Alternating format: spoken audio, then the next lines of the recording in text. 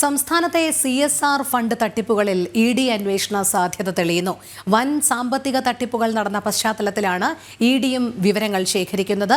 Police FIRന്റെ അടിസ്ഥാനത്തിൽ പ്രാഥമിക അന്വേഷണം നടത്തി കേസ് രജിസ്റ്റർ ചെയ്യും.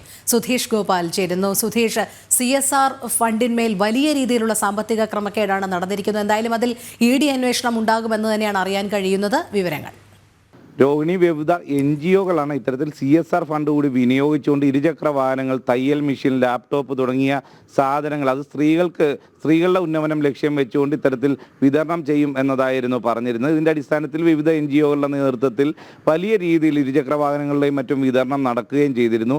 എന്നാൽ ഇത്തരത്തിലുള്ള ഒരു NGOയിലെ സാമ്പത്തിക ക്രമക്കേടുകൾ സംബന്ധിച്ചാണ് ഇപ്പോൾ കേസെടുത്തിരിക്കുന്നത്. അനന്തു കൃഷ്ണൻ എന്ന യുവാവ് ഇതിൻ്റെ പേരിൽ അറസ്റ്റിലാവുകയും ചെയ്തിട്ടുണ്ട്. ഇവർ പിരിച്ച് നിരവധി മാസങ്ങൾ കഴിഞ്ഞിട്ടും വാഹനങ്ങൾ നൽകാനോ മറ്റ് തുടർ നടപടികൾ സ്വീകരിക്കാനോ സാധിച്ചിരുന്നില്ല. ഇത് വലിയൊരു സാമ്പത്തിക തട്ടിപ്പാണ് എന്ന നിലയ്ക്കാണ് ഇതിനെ പോലീസ് കണ്ട് കേസ് രജിസ്റ്റർ ചെയ്തിരിക്കുന്നത്. ഇതിൽ ഇത്തരത്തിൽ ഒരു CSR ഫണ്ടും ഈ NGOയ്ക്ക് വാഗ്ദാനം നൽകിയിട്ടില്ലെന്നും പോലീസ് പറയുന്നുണ്ട്. എന്നാൽ ഇതിൽ മറ്റൊരു ഭാഗം കൂടി പറയുന്നുണ്ട്. അതിൽ ഏറ്റവും പ്രധാനമായി പറയുന്നത് CPM കോൺഗ്രസ് തർക്കമാണ്, രാഷ്ട്രീയ തർക്കമാണ് ഇതിൻ്റെ അടിസ്ഥാനമെന്ന ഒരു ആക്ഷേപവും നിലനിൽക്കുകയാണ്. കാരണം ഇവിടെ ഈ ഒരു NGO അത് പ്രധാനമായും കോൺഗ്രസ് പ്രവർത്തകരുടെ നേതൃത്വത്തിലുള്ളതായിരുന്നു. എന്നാൽ അതിനകത്ത് ഭിന്നിപ്പുണ്ടാവുകയും അതിൽ ഒരു വിഭാഗം CPMലേക്ക് പോവുകയും ചെയ്തു. ഈ CPMലേക്ക് പോയവർ ഇത് സംബന്ധിച്ച് ഈ NGOയുടെ അക്കൗണ്ടുമായി ബന്ധപ്പെട്ട് സാമ്പത്തിക ക്രമക്കേടുണ്ടെന്ന് കാട്ടി പരാതി നൽകിയതിൻ്റെ അടിസ്ഥാനത്തിൽ അവരുടെ ആരോപണങ്ങളുടെ അടിസ്ഥാനത്തിൽ ഈ അക്കൗണ്ട് ഫ്രീസ് ചെയ്തു. ഈ അക്കൗണ്ടിൽ നിക്ഷേപിച്ചിരുന്ന 9 കോടി രൂപയും അതിന് പുറമെ CSR ഫണ്ട് ഈ അക്കൗണ്ടിലേക്ക് വന്നാൽ മാത്രമേ ഇരുചക്ര വാഹനങ്ങൾ വാങ്ങാൻ സാധിക്കുമായിരുന്നുള്ളൂ. എന്നാൽ അതിന് സാധിക്കാതെ അക്കൗണ്ട് ഫ്രീസ് ആയതോടെ ആ അക്കൗണ്ടിലേക്ക് CSR ഫണ്ട് നിക്ഷേപിക്കാനും സാധിക്കാത്ത ഒരു സാഹചര്യം വരികയും ഇതേ സമയം പോലീസ് ഇതിൻ്റെ ഫ്രീസ് ചെയ്യുന്നതിനുള്ള നിർദ്ദേശവും മറ്റും നൽകിയതിനെതിരെ അനന്തു കൃഷ്ണ നിയമപരമായി മുന്നോട്ട് വരികയും ചെയ്തതോടെ പോലീസ് തന്നെ മുൻകൈ എടുത്ത് ഇത്തരത്തിൽ വാഹനങ്ങൾ കിട്ടാൻ കാലതാമസം നേരിട്ടവരോട് നിർദ്ദേശിച്ചതിൻ്റെ അടിസ്ഥാനത്തിൽ പരാതികൾ ലഭിക്കുക, പരാതികളുടെ കൂടി അടിസ്ഥാനത്തിൽ അനന്തു കൃഷ്ണയെ അറസ്റ്റ് ചെയ്യുകയും റിമാൻഡ് ചെയ്യുകയും ചെയ്തിരിക്കുകയാണ്. ഇത്തരം ഒരു പരാതി നിൽക്കുന്നതോടെ ഈ ഫണ്ട് റിലീസ് ചെയ്യാൻ ഇനി സാധിക്കാത്ത സാഹചര്യം നിലനിൽക്കുന്നു. ഇതിൻ്റെ യഥാർത്ഥ ബുദ്ധിമുട്ടുകൾ നേരിടുന്നത് സാധാരണക്കാരായി ഇരുചക്ര വാഹനം പ്രതീക്ഷിച്ച് പണം നിക്ഷേപിച്ചവർക്കാണ്. ഈ ഒരു സാഹചര്യത്തിൽ തന്നെ ഈ NGOയുടെ കീഴിൽ കേരളത്തിലെ എല്ലാ ബ്ലോക്ക് പഞ്ചായത്തുകളുടെ അടിസ്ഥാനത്തിലും കമ്മിറ്റികൾ രൂപീകരിക്കുകയും അവിടെ നിന്നെല്ലാം പണം സ്വരൂപിച്ചിട്ടുണ്ട്. വലിയ ഒരു തുക തന്നെ ഇത്തരത്തിൽ സ്വരൂപിച്ചിട്ടുണ്ട് എന്നാണ് പറയുന്നത്. ഇതേസമയം പോലീസ് പറയുന്നത് ഒരു തരത്തിലുള്ള CSR ഫണ്ടും ഇവർക്ക് വാഗ്ദാനം നൽകിയിരുന്നില്ല, ഇത് വലിയ തട്ടിപ്പാണ് എന്നതാണ് പോലീസിൻ്റെ ഭാഷ്യം. ഇതേ സാഹചര്യത്തിൽ തന്നെ ഇത് രാഷ്ട്രീയ പകപോക്കലാണ് എന്ന ആക്ഷേപവും നിലനിൽക്കുന്നു. ഇതോടൊപ്പം തന്നെ നമുക്ക് പറയേണ്ടത് വിവിധ വേറെ NGOകൾ ഈ രീതിയിൽ തന്നെ ഇരുചക്ര വാഹനങ്ങൾ നിരവധി എറണാകുളം കേന്ദ്രീകരിച്ച് തന്നെ 15,000-ലധികം ഇരുചക്ര വാഹനങ്ങൾ വിതരണം ചെയ്ത NGOകളുമുണ്ട്. എന്നാൽ ഈ NGOകളും എല്ലാം സംശയത്തിൻ്റെ നിഴലിൽ വരുന്നു എന്ന ആക്ഷേപവും നിലനിൽക്കുന്നു.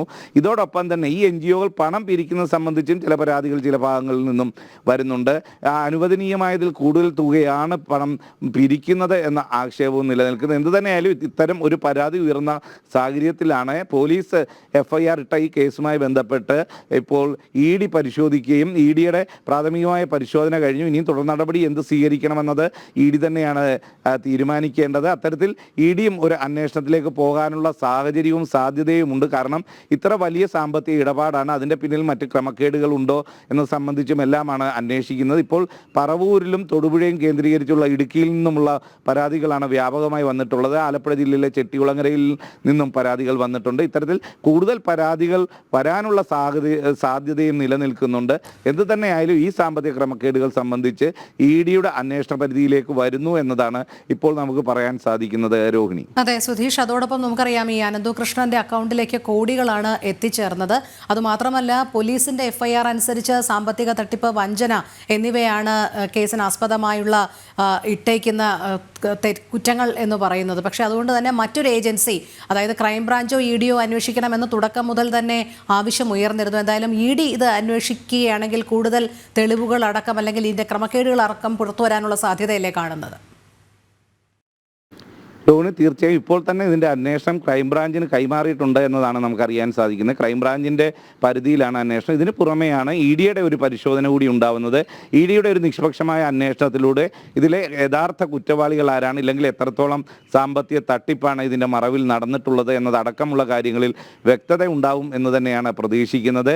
ഇത്രയധികം തുക ഈ പിരിക്കുമ്പോൾ അതിന് കൃത്യമായും അവർക്ക് വാഗ്ദാനം ചെയ്തിരിക്കുന്ന വാഹനങ്ങളായാലും മറ്റ് എന്ത് സാധനമായാലും അത് നൽകാനുള്ള ESR ഫണ്ട് അടക്കം ഇവർക്ക് വരുന്നുണ്ടോ, അതേ ഈ പിരിച്ച പണത്തിൽ നിന്ന് കുറച്ചു പേർക്ക് ഇരുചക്ര വാഹനം വാങ്ങി നൽകിക്കൊണ്ട് വലിയ രീതിയിലുള്ള ഒരു തട്ടിപ്പാണോ ലക്ഷ്യം വെച്ചത് എന്നടക്കമുള്ള കാര്യങ്ങളിലും ഇ ഡിയുടെ അന്വേഷണത്തിലൂടെ വ്യക്തത ഉണ്ടാവും എന്നതാണ് പ്രതീക്ഷിക്കുന്നത്. ഇതേ സാഹചര്യത്തിൽ തന്നെ ഇതിൽ കൃത്യമായും CSR ഫണ്ട് വാഗ്ദാനം ചെയ്തിരുന്നു. എന്നാൽ അവരുമായി വെച്ച കോൺട്രാക്റ്റിൽ പറഞ്ഞിരുന്നത് ഇപ്പോൾ ഫ്രീസ് ചെയ്തിരിക്കുന്ന അക്കൗണ്ടിലേക്ക് പണമിടാവുന്നതാണ്. എന്നാൽ ഫ്രീസ് ചെയ്ത ഒരു അക്കൗണ്ടിലേക്ക് ഇത്തരത്തിൽ പണം ഇടാൻ സാധിക്കാത്ത ഒരു സാഹചര്യവും വന്നതുകൊണ്ടുണ്ടായ പ്രശ്നങ്ങളാണ് എന്നതും പറയപ്പെടുന്നുണ്ട്. ഇതിൽ രാഷ്ട്രീയ പകപോക്കലുണ്ട്. മാത്യു കുഴൽനാടനുമായുള്ള CPMന്റെ തർക്കവും എല്ലാം ഇതിനകത്ത് കാരണമായിട്ടുണ്ട് എന്ന ഒരു പ്രചരണവും നിലനിൽക്കുന്നു. എന്ത് തന്നെയായാലും ഇതിലെല്ലാം ഇ ഡിയുടെ ഒരു അന്വേഷണത്തോടെ വ്യക്തത ഉണ്ടാകും എന്ന് നമുക്ക് പ്രതീക്ഷിക്കാം. രോഹിണി. ശരി സുധീഷ്, CSR ഫണ്ട് തട്ടിപ്പിൽ എന്തായാലും ഇ ഡി അന്വേഷണം തന്നെയായിരിക്കും ഉണ്ടാകുക എന്നറിയുന്നു. സുധീഷ് ഗോപാലാണ് വിവരങ്ങൾ നൽകിയത്.